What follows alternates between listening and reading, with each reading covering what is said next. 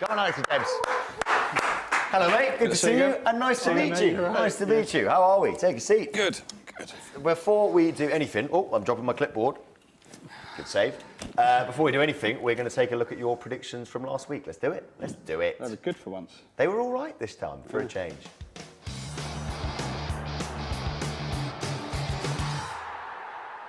Go on then. Well, my two picks are left and right, the ones that don't wear claret and blue. I think Balassi, I know they spent a lot of money on him. He'll probably struggle this weekend because he's against the European giant that is Southampton. But no, you've got to take into consideration, I think Balassi, so we've picked three here that they're all good players in their own right, but they haven't really hit the heights this season. And especially with the Christmas period coming up, if you hit form. You did have some decent suggestions last week, but Jack isn't here this week, and he suggested Yannick Balassi and Pereira, who did absolutely nothing. Yep. And he dodges the bullet. He dodges it, yeah. He's at the Emirates tonight. Is he? Watching his beloved Southampton smash Arsenal. Oh, God, he'll be unbearable, won't he? He's definitely going to be unbearable. He's going to be absolutely... Even more so, yeah. Yeah, even more so. Well, welcome to our Lime Green Sofas, and thank you for joining us. Should we just crack on? Should we have a look at your suggestions for this week? Let's do it. The first one you've got, this hurt me so much. This was so... I think I hurt more than him. Oh, that's not what I was looking for at all. I was looking for Coutinho replacements. Here we go, Coutinho replacements. Oh, I'm so... Look at the poor guy. Look at Philippe. Bless him. Look at that face. Look at that face. He's devastated, isn't he? Absolutely devastated. I was so upset to see him go. They're saying back in the new year, but obviously... Normally, that would mean only missing 3 or 4 games, or if there's an international break, 2, but he's going to miss 6 or 7. So if Coutinho's in your team, he needs to come out, basically. Definitely. Let's go through all these suggestions. First one, Leroy Fair. I mean, I keep not putting him in, because I keep going, he's not going to score again. He's scored all his goals for the season. 2 at the weekend. What's going on with him? I think that game was a bit of an anomaly as well. Was it 5-4 in the end? Yeah. But he seems to be, him and Sigurdsson in the middle seems to be pulling the strings for Swansea. And I think they're the 2 players that will get him out of the mess that they're in at the moment. And you can see already. I mean, he's only owned by 8.4% as well. Points per 90 is pretty high as well. I mean, for £5 million. And you're going to, if you get him in instead of Coutinho, you're going to be saving what, probably about 3 or 4 mil as well. Yeah. To invest elsewhere. So he's definitely one to consider. Yeah, definitely. I mean, the only thing put me off is at what point do these kind of hot streaks of goals come to an end? But he keeps proving me wrong every single week. So does this guy, to be fair. He's been proving me wrong based on how much I've criticised in the last 3 or 4 or 5 years. Theo Walcott's banging form this year, isn't he? Yeah. Go on. Absolutely, yeah. He's been completely revived this season. It's nice to see him actually fulfilling his potential, because he's been talked about for so long, and it's strange that now this has sort of come when he's moved back to the right wing after so many years of wanting to be the striker. But yeah, Arsenal got a good thing going this season. He's definitely one you should be getting on. And for 8 million, I mean, it's not, in fantasy football terms, it's not crazy money.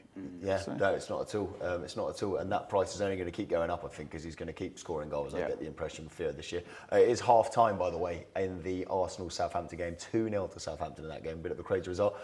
This next man, the surprise package of the season, do you think, Victor Moses? I'd say so. I mean, he was at loan at my club last year, and he sort of flitted in and out of form. I think the West Ham decided not to take up the option to buy him because he just didn't really do much. But he's got a little bit of belief under Conte. The only downfall with getting Moses in that he's technically playing as a defender for Chelsea, but he's listed as a midfielder on the game, so you're kind of losing on points there. But he's getting in amongst the goals. He's got an assist. And given his price, his points per 90 minutes is pretty high, and no one really owns him either. So you're looking at a differential as well. So I do think that's the 2.5% only having him is partly due to the fact that he is classed as a midfielder, which quite rightly, because he's always been a midfielder. Yeah. Do you think in that system, the 3-4-3, he's still getting involved enough in attacking? Because he does get up and down that line quite a bit, so he should still get opportunities to contribute with the big numbers as well. I'd say so. Yeah, I'd say definitely. I mean, he's got the 2 wing-backs either side of him, he's got the 3 centre-backs, and then he's got N'Golo Kante covering the whole pitch pretty much week in, week out, so he's allowed to get up and down that wing, and he's definitely getting involved, and the full-backs are cutting, the attacking midfielders are cutting inside, and he's providing the width. Yeah. And that differential there is just, at this stage of the season, everyone's getting the same group of players, so if you want to go up and up your league, you need to get somebody that nobody else has got. Yeah, and 2.5% Victor Moses certainly falls under that category. And this final guy, Juan Mata, is he single-handedly keeping Jose Mourinho in a job at the moment? Feels that way. I'd say so, but then at the same time, I don't think he's completed the full 90 minutes this season. No. I think he's one of the most subbed off players in the Premier League. But he's getting points again. In terms of value for money, he's pretty good. No one really owns him. I think we spoke about him a few weeks ago. So I think we did a full infographic on Mata. He tends to sort of pop up when it really counts for them.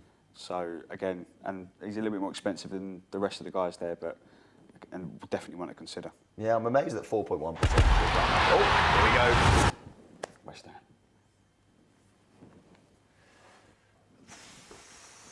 Look at your face. Yeah. West Ham have equalised. You scored. Ashley Fletcher. Yes.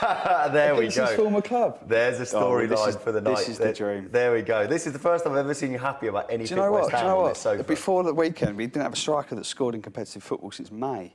We've had 2 and 2 against Man United. Can we play them every week? Here we go. Is that right? Here we go. You hear that, Manchester United fans? West Ham are having a tough season themselves. Want to play you every single week. It's about as low as it gets at the moment. Yep. Well done, Ashley Fletcher, though. Glad for him.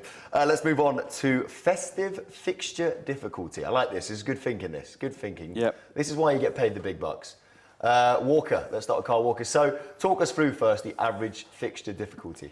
Well, the Premier League, they have they introduced it this season, so they rank fixtures in terms of difficulty between 5 and 1. So 1 is easy, 5 is difficult. What's West Ham at West Ham? Well, I mean, in a couple of weeks it gets a little bit better, but we're still probably averaging about 3, 4 at the moment. But I mean, we've looked at 5 teams that have got a relatively good fixture difficulty between now and maybe I think it's the second game week in January. Yeah, so down So in it's game week 20. 14 to 20. So it's basically until the So it's New about Year's. 6 or 7 game weeks. So there's 5 teams, 1 player from each team, all of which have a relatively good run-in between now and I think it's like the 14th of January. Yeah, it's a crucial time of the year in real football and therefore fantasy football That's as well. right. Kyle Walker, you're going to get clean sheets with Spurs, although they've not been at their golden best in the last few weeks, but defensively they don't concede many, do they? No, they are very solid. They have been for a few seasons now, but trouble is, they're not so good attacking wise now, and that was a hallmark of their game. The fullbacks getting up and down, but just the goals aren't coming, so not getting so many assists. But Yeah, but it's some easy games. This next guy is another man who's been reborn under Antonio Conte, Pedro, who's starting to look like the player that I remember from Barcelona at the moment. And some easy fixtures as well for Chelsea over the next 6 or 7 weeks. So definitely worth a punt, isn't he? Absolutely. I mean, he's 5 assists and 3 goals. And one thing with Pedro is the one thing that stands out is his points per 90, which is 9.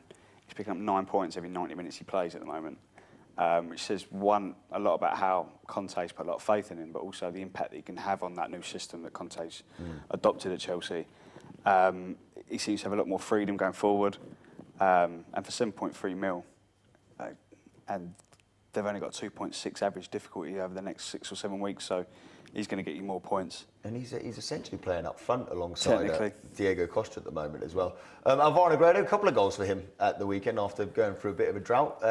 Does the start of him turning a corner maybe? Well, Middlesbrough have got hope so really, haven't they? I can't see where else the goals are going to come from other than Negredo. But yeah, if he can, fixtures coming thick and fast, but if he can get a couple, he seems like a little bit of a streaky player. So earlier in the season and that, but yeah, he's definitely. He's got pedigree as well throughout his yeah. career for scoring goals, including right here in England in the Premier League. Gylfi Sigurdsson, we touched on, but he's having a great season single-handedly, it seems, trying to keep Swansea alive at the moment. 4 goals, 4 assists. Points per 90 again, 5.2, very, very high. Yeah, I think with Sigurdsson, and we touched on it with Fur in the last graphic, is that I think that win over Palace at the weekend is going to really give Swansea that boost. And I mean, Bob Bradley's got a bit of a job on his hands, but that win, I think, is going to, and it's him and Fur that are going to really be the spear to that survival push. And his stats are pretty good: 4 goals, 4 assists, 5.2 points per 90. He's and very consistent as well. He's always consistent. goals I mean, and assists. for years he's been consistent. Been doing it for even 5 when he was years at now. Spurs. But and their average difficulty, given that they're down there, their still average difficulty is just 2. Given that playing ranks all up the to boys 5. around them. So I reckon Swansea will get out of it, and Sigurdsson and Fur will be up there with them. And he takes set pieces as well, which is something you've really got to look out for. So That's free right. kicks, penalties, Yeah, very good point. whipping balls in from corners and free kicks. Yeah, absolutely. Charlie Austin, I mean, Jack's not even here. Jack's not even I here, put them in and he's managed to get Charlie Austin on this slide. Well, I did that, and I spoke to him earlier, and I said, I'm going to put Austin in for you, mate. And he was pretty pleased with it. But Yeah, I mean, the points per 90 high is very high, 6.6. He didn't actually start the season, really. He wasn't really their first choice. He's forced his way into that team, and he can't stop scoring I goals. think that's down to Shane Long, sort of in and out of injury, not really in form. But he grabbed a couple of goals early on and sort of kept his spot. Yeah, and he took the he's chance of both hands. And if definitely a Charlie player to Austin have. does play 38 league games in a season, we saw what he did at QPR, 18 league goals, I think, in a tie they get relegated. So definitely worth having a look at. And very cheap as well, very cheap, £6.8 million. Right, let's move on to Fanjul. Fanjul, which is the fantasy football FANCAST run. That was a very difficult sentence to say. You've got the most frequent shooters is one of the slides that you've given us here. Let's take a look at that, because explain the logic behind this, because so you get points for shots on target. Is that correct? You do. You get five for a shot on target, 15 for a goal.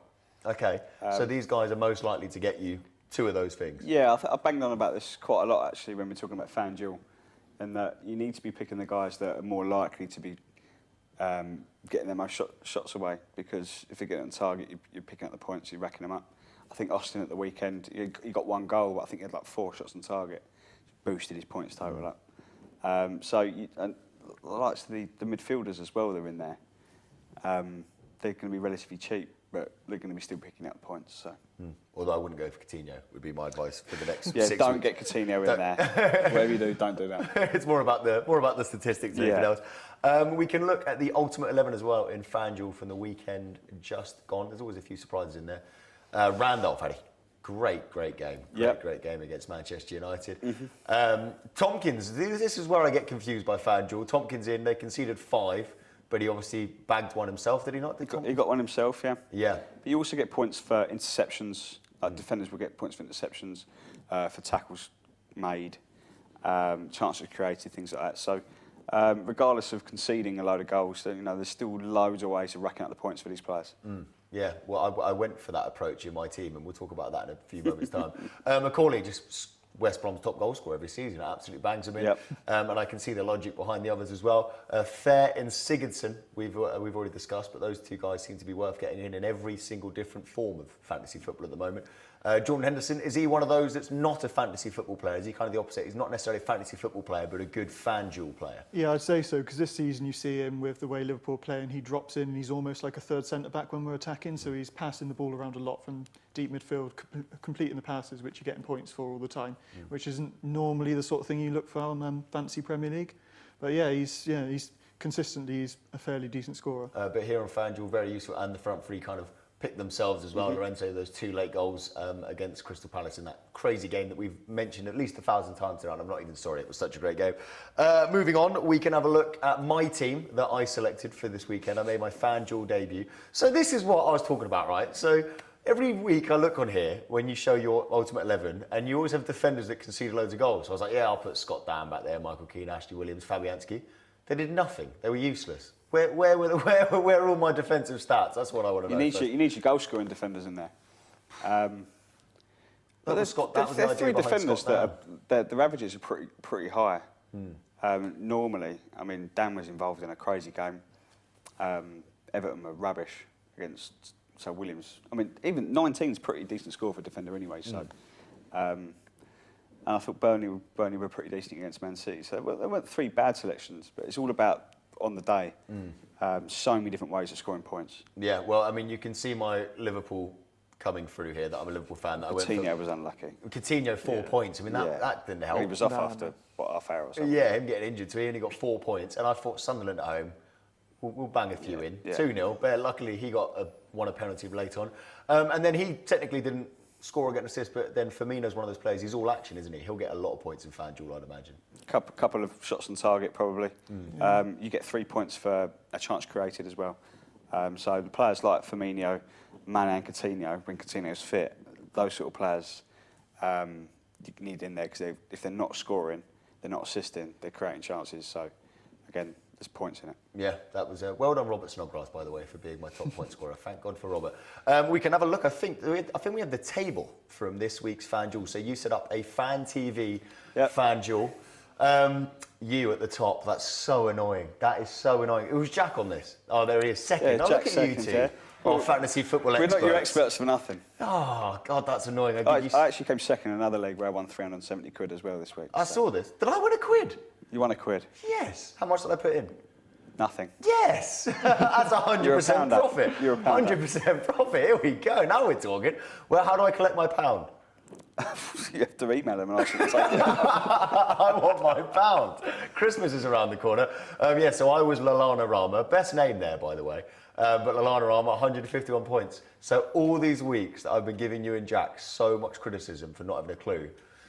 And there we are. Proof's in the pudding. That's Top so of the pile. upsetting. Were you in this? Oh, no, I think I need to get in on it, really. You need to before get in long, it for yeah. next I follow week. it, but I just Because I need to. And thank you, Matt, by the way. Thank you, Matt, behind the scenes at There he FANTV is. for coming Yeah, bottom and making me look slightly better. So, cheers, Matt. That's all we have time for. We're going to leave on the note that I came 8th out of 9th and you won. That's gutting. Right, next week, I'm so finishing top and you're coming 8th. Okay? Very nice to meet you, by the way. Nice to meet a Liverpool fan. Always a pleasure. Yeah. And you... Yeah, I'm still not sure. Still not keen about you. Thanks, mate. No, you will be back same time next week with your, I've now got to say it, expert fantasy football predictions. Yes. That is so upsetting.